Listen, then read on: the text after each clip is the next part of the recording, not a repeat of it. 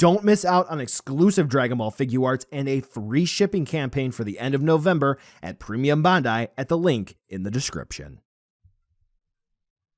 Dragon Ball, horror, kaiju, and more. Steven's Toy Reviews. Hello there, collectors. Steven here, and welcome to another Dragon Ball Figuarts review. Today we're going to be taking a look at a figure that actually has redemption. Today we're going to be taking a look at the SH Figuarts Nappa Event Exclusive Color Edition. So, fans have another crack at Nappa, and unlike the original release, this is going to be closer to the source material with the manga and the anime, where Nappa is going to have the colors most folks know and love. Now, the original release, that had more so for the planet Arlia? Whatever the pronunciation for that one's going to be. And some of the video games, I think of Dragon Ball FighterZ, where Nappa had those colors. But here, this is what most fans know and love. The Scouter being a point of contention, but otherwise, this seems to be a new and improved release with the exact same sculpt and engineering, just a snazzy new paint job. With a rather limited release because it was through p-bandai, a lot of folks are debating whether or not they should hunt this down in the aftermarket and pick it up. That's what review's for. I also have the original release, so of course, we're going to compare the two. Let's take a look to see whether or not this new Nappa is worth adding into your collection, and you may just be surprised. I think this should be more so saved for the comparison section, but what I'm going to go ahead and say right now is it's almost like the Dragon Ball Figuarts team took a look at my review of the original release and said, this guy should be a carpenter because he knows how to hit the nail on the head, and when doing the paint scheme for this, they fixed all the quality control issues because this Nappa looks really, really good. That's about all that I can really say, except for a couple of small things which may only be for my particular unit. What am I talking about? Well, for those issues, you're going to see in the articulation section how that kind of happens. Nappa's hands can get paint transference from the gauntlets that he has. There's going to be that yellowish ring around them, which can cause paint transfer. Again, I'm going to show you that, so it's a little bit of an issue. And then as you're taking a look up close and personal, mine has small miscellaneous paint chipping, which I actually didn't notice until I took the picture, so take it as you will. The only other big issue that I could possibly see, and this comes from someone who owns guitars that are really well finished, and over the years, unfortunately, satin matte finish does wear down. So I could imagine with Nappa here, that could potentially happen with his armor. I'm not saying that it's going to, or I know that for certain, but I could definitely see with folks handling this that could wear down the finish over time. Again, it's a possibility. I would like to be proven wrong, but hey, it could happen. But otherwise, Nappa here looks fantastic. His skin has a fantastic shading, which really enhances the muscles, and the face paint application is amazing. Yeah, on the original release, it just looked terrible. It looked like the decals were basically very poorly applied, looked like very cheap stickers that were on there. Here, it's almost seamlessly blended in. Of course, you're going to have small hiccups and little blabs here and there, but realistically speaking, you cannot avoid that when you're looking at things up close and personal, kind of like I show you. Overall, though, Nappa looks great. Of course, the masking isn't going to be perfect, but I'm not really going to fault it, especially when there aren't huge globs of white streaking across the figure. Overall, Nappa looks very good. Nappa, my boy, I owe you an apology because I missed something in the original review and in the original take of this section. So the articulation is basically going to be the same as it was with the original release, but with this one, joints may differ from yours originally. On here, it feels just a little tighter. And his shoulders are actually better than I originally presented. I actually had to re-record this section because when I was doing the side-by-side comparison, I noticed something. So what do we have? Well, the head plugs in on a ball joint, and we'll go ahead and just pop the head off here so you can see. So barbell style, double axis. So let's go ahead and pop the head back on there. So Nappa can get some good movement. Actually, that's basically all you're going to need for Nappa for the head. So he can look up that far, down that far, which is great. But then we do have the neck, which is going to be on a ball joint as well. So Nappa can really give you some attitude once you free it up, that is. This one was particularly tight, but c'est la vie. So we do have the shoulder pads. They're going to be single hinges. They move up like that, and that's about it. And I'm going to keep them up so this way we can really take a close look at the shoulders. This is where I originally said the figure was not all that great with articulation. Articulation, and for the most part, I stand by it. So Nappa is going to have ball joints where the arms plug in for the shoulders. Think of this as butterfly hinges. And as a matter of fact, now that I'm looking at it, I should have incorporated this. Super Saiyan 4 Goku that just got released pretty much is using the same shoulder joint technology there. But anyway, yes. So he's using ball joint system there. Now, for the actual shoulder joint where we would have ball joint plugging into the body, and then we would have hinges. Yes, that is actually what is going on. And for Nappa, it's actually really well hidden. Let's actually go ahead and turn his arm around, and you can already see where I kind of sort of messed up. If we take a look here, we can actually see that there is going to be the traditional hinge that would cause a character to raise and lower their arm. So, as you can see here,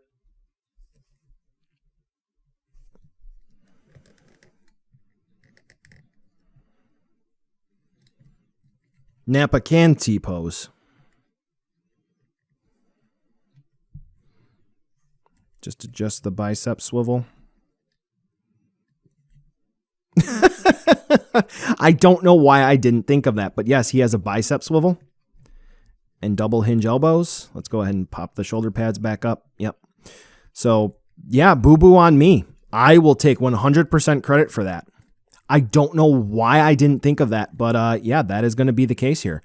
Yeah, double hinge for the elbows, and then for the wrists, we are going to, let's go ahead and pop them off. We are going to have the standard Figuarts style, except for it just looks a little different. There's going to be a peg that plugs into the forearm. We are going to have the usual hinge, and then where the wrist plugs in is going to be a ball joint. Now, something here, which actually the original Broly Figuarts had an issue with, is that the ring around the gauntlet, it is, well, causing paint transfer to the hands. It's only on this one figure, actually, not the original Nappa that I have. So, yeah, not all that great. And just be careful because this is an oval, so Nappa doesn't get clear distance. Doesn't get clearance when turning the hand all the way around. So with that being in mind, if you're going to do something like that, maybe just pop the hand off and do that. All right, so now that we're out of the woods for that, Nappa is going to have an ab crunch ball joint so he can twist and turn. Not a whole lot of range of movement there, but it's just fine. I would keep in mind, though, with the sort of satin or matte finish for the armor, maybe grip somewhere up here if you have greasy hands. So this way you're treating them accordingly, but that's going to be the movement there. You're mostly going to get the majority of the movement out of the waist joint, which is good. So you have little micro adjustments up here, and really that waist joint is going to be where Nappa's going to be moving and grooving. As you can see, he does have waist flaps. Those move up on hinges, and they do pop off if placed under extreme pressure.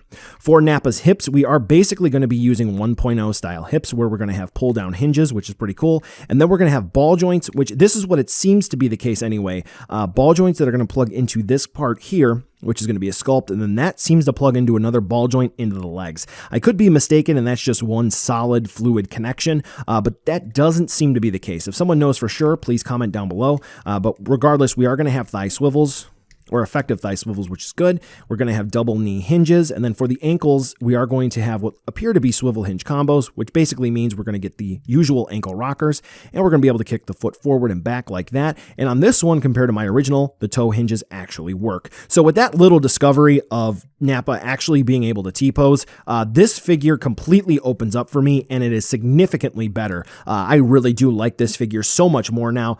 Just that little bit of an adjustment for articulation really boasts it up so much better. And I think that there are going to be some folks who didn't really realize that, considering you have to just be a little bit creative in order to get Nappa to do that, which, considering, you know, we have some other figures, you don't have to go the extra mile to get them to do a sort of semi T-pose. So yeah, Nappa overall for articulation is good, considering he's mostly using 1.0 style stuff. So very good. Accessories, and unfortunately, here's where we take a little bit of a turn for the worse. And I say just a little bit, but bear with me. So all of the original head sculpts with Nappa are going to return with a change to one of them. The hand parts are going to return as well, all of the same, and that's all we're going to have. So let's go ahead and take a look at the alternate head sculpts that we're going to have, and Nappa is going to come back with the Scouter. The Scouter actually doesn't change colors from the original release. You're going to see that in a side-by-side comparison, and folks are kind of upset. I kind of get why, but it depends on what they were basing this coloration of Nappa off of. Why do I say that? If you go off of some of the manga panels that were actually colored, Nappa has a green scouter. If you go off of some of the other Bandai products, Nappa has a purple scouter. If you look at some of the frames in some of the episodes of the anime, he has a blue scouter. What do you want? It depends on what version of Nappa you're going for with this armor, because depending on the depiction, he has different color scouters.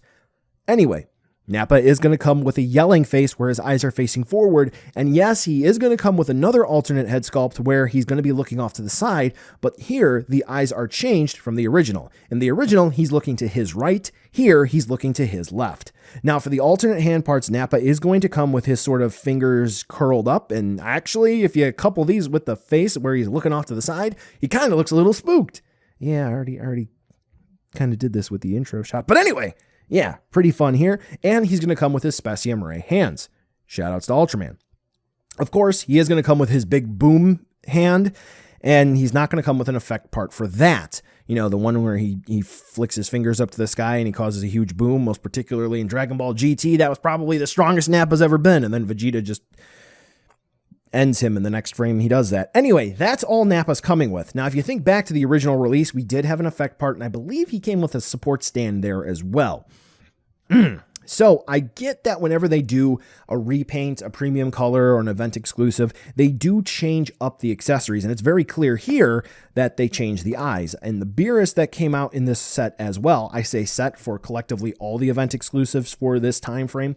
They added a teardrop for the yawning face, or the I'm going to eat something face. So it is good that they sort of change things up, but removing accessories that's a bit of an issue for me, because I mean, Nappa could have had an effect part, even if it wasn't his most iconic, but they didn't include it here. But don't worry, if you are looking for effect parts or stands, you know I have plenty of videos to help you out with that, so this way you can maximize your Nappa display.